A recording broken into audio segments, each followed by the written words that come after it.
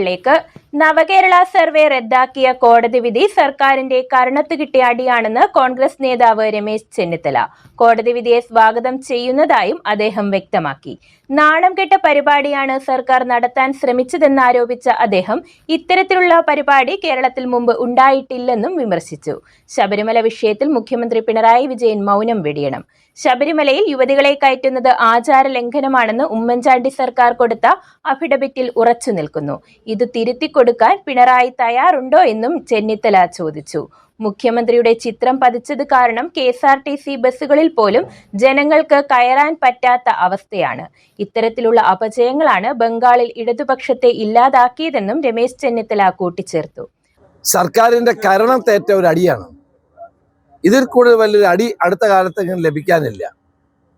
ഞങ്ങൾ തുടങ്ങിയപ്പോൾ തന്നെ പറഞ്ഞല്ലേ, ഇത് രാഷ്ട്രീയമാണ്.